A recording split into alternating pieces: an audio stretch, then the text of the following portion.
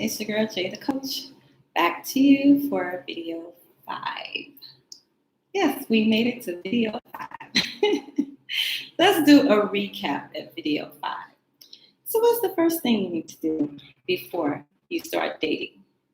1, you need to know your God. Get to know God. 2, you need to trust Him. 3, you need to know who you are. Know who you are and fix you. Whatever the things that you don't like about you and you know needs to be fixed. And 4, you need to know your purpose. So in this video, we're going to talk about you need to know what you want. Well, we kind of hit that. What do I want? I know what I want. I want somebody that's I can laugh with, that looks good. You know, that's cute for surface stuff.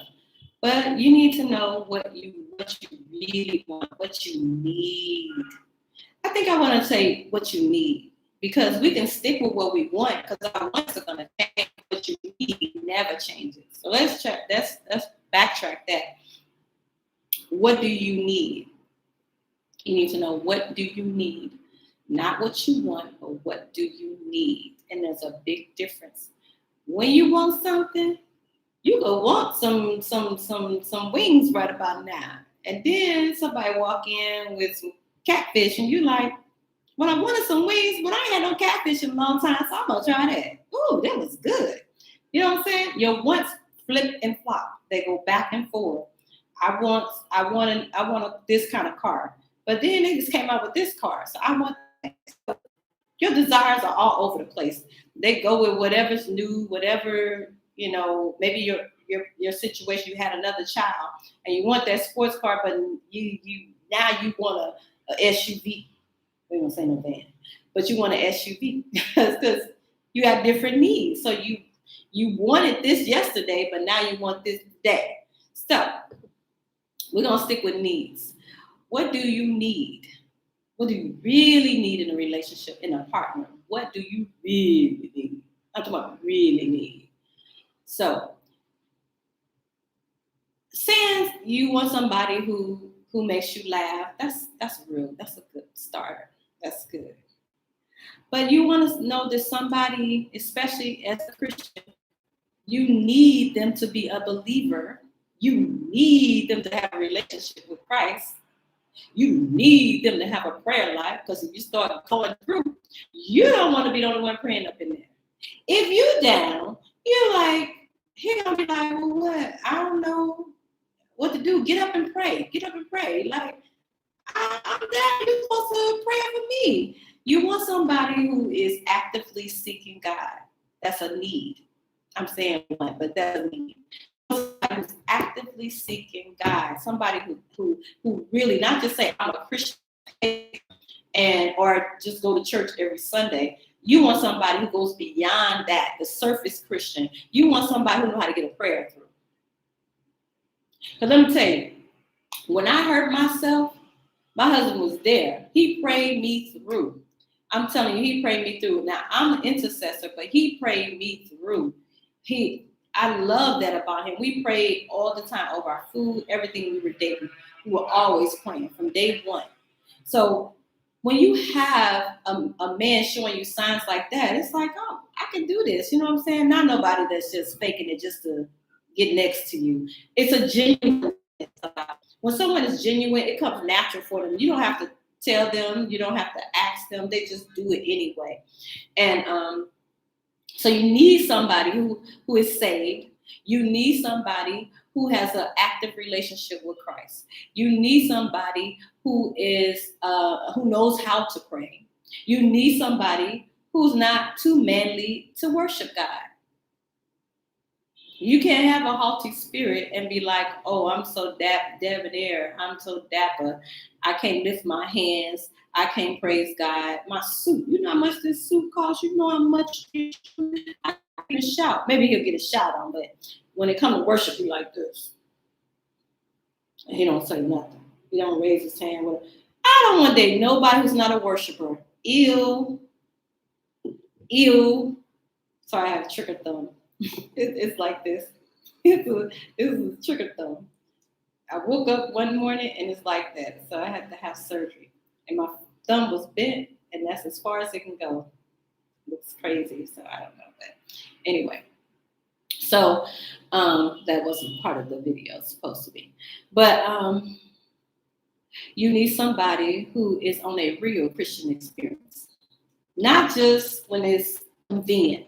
Oh, I'm having a hard time, or I'm facing a layoff. I'm gonna go, can you save my job? Whatever. I'm talking to you too. You got to do the same thing. Not wait till it's a situation where you pray. Somebody who has you need somebody who has consistency in their life. You have to be consistent yourself.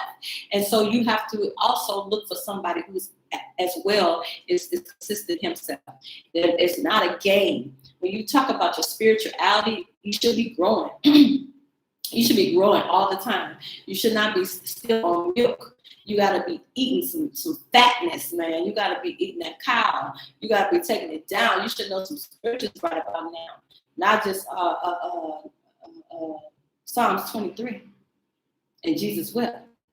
I'm so tired of people going to Jesus wept and saying, I know some scripture, and that's, come on now. We got to do better than that. There's more to Jesus wept. The shortest, are you serious? You need to be able to know something about Christ, okay? So what you need to do is date someone who needs, someone you need, actually, not that you want. Because we have a lot of wants, this, that, other, but I need him to be an honest man. I need him to be secure within himself. I need him to be a gentleman. Not just want. This is something you need.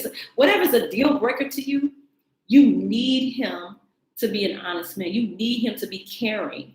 You need him to be a great father to your children, if you have children, or to his own children. You need him to be responsible. This is not a want. You need him to be responsible. You need him to care. If something happens to you and he'd be like, fend for yourself. I ain't nothing to do with you. I remember my car was in the shop. This is how, I knew the first day I met my husband that he was my husband and vice versa. We were the first I spoke to both of us.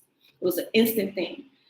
Within, I think about a month, something happened with my car. So I told him, I said, something happened to my car. I don't know what's going on. So now I'm gonna have to put it in the shop. He put my car in the shop and he took care of it. I was like, where they do that at? That's what he did. And he took care of me after I had to have a procedure. He took care of me. This is 2 weeks after meeting him. He took care of me. Just met me. It was on my throat. Just met me. And he was there for me. He took excellent care of me. Made sure I had all the little ice cream, what do you call that, soup? What's it called? I'm just going to soup. Like the broth type of stuff. Yeah, so I had to have all that stuff, and stuff I can just swallow that's real soft. So he made sure he bought all of that for me. Took care of me. Because that's what people do when they know who you are. They invested. So there was no question about who I was. And he's treating me like I'm his wife. When we met, he was looking for a house. He said, I will not buy a house. This is in the first week. I will not buy a house without your approval. Like, who does that? Because he knew I was going to be his wife. He's like, you got to like to be here. You got to see yourself here. So every time he went on to see a house, he invited me to go look at the house with him. And we just met. So you see what I'm saying? When you marry the game, you marry purpose, you get God's permission, you do it God's way.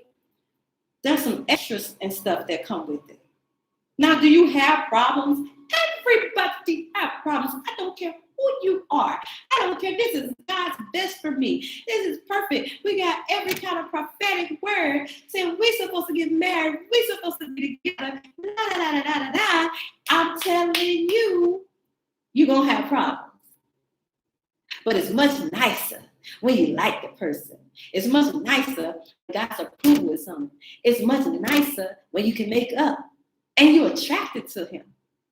You know what I'm saying? Yeah, you gotta love it. The journey. You're gonna be at each other's throat.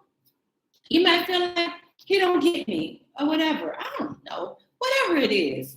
But you're gonna go through your ups and downs. So you will find somebody you ready to you okay with being down with. Find that person. If they lose their job, are you gonna take flight? When you know that's your husband? Or you be like, I'm out of here. What I like to say is, and what I want to get into,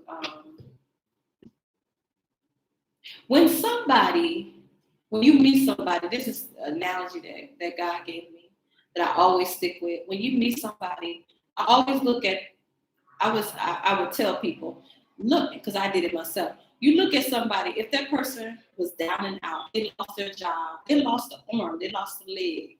If something happened, it was an accident, they couldn't walk no more, or they couldn't, whatever they couldn't do no more, or something is disfigured, would you tap out or would you stay? Now, when you looking at that person, goo-goo-eyed, and you like, they're my husband, you in the better times. You married for better or for worse. And you in the better times, everything's perfect. He got the looks, but what if he was in a fire and his whole face was distorted? He's still the same person that loved you. He's still the same person that proposed to you. He's still the same person that was there for you when you were down. But just because the looks are not there, you abandon them, or the arm is not there, the leg is not there. So you marry somebody you could be down with. I want to be down. That's what you want to do. You want to get with somebody who you are willing to, hey, I got this. Let's go. You my husband. You it. You know what I'm saying? I'm not abandoning you. I'm not going nowhere. So while you looking at him, when you're saying those vows at the altar, you want to be able to see anything that could happen to them. That person go through cancer, anything, a stroke. You know, I'm just naming the worst things. Are you there for real? Do you love them like that? You got to ask yourself that. Do I love them enough if he had a stroke, if he ended up with cancer and I have to go through all this treatment with him and all that stuff? Oh, no, I don't love him like that. No, I'm going to leave him. That's not your spouse. Because when you in it for real, and that's who you really, are called to, it's not just one person. That person died, got to see somebody else. But what I'm saying for this, where we're at right now, God will give you what you need and what you want, and cause what you want to be what you need at the same time. And so therefore, when you send them vows, you got to be there and be like, okay. No matter what happens, I'm in it. We agree to disagree, I'm in it. We go down on finances, I'm in it. Somebody got health problems, I'm in it. This man started at the beginning. He showed me his faithfulness toward me without even knowing me at that time. There's no time, no, because God said that's supposed to be who he's approving of. So that was my spiel. So basically, you have to know. You gotta know. Don't play with your life. Do not play with your life. Stay on course. Stay with God. Stay with God. And don't you dare. We'll get into the next one. All right, this is Jada Coach. It's your girl, Jada Coach. Sign out. Like, subscribe, thumbs up. See you in the next video.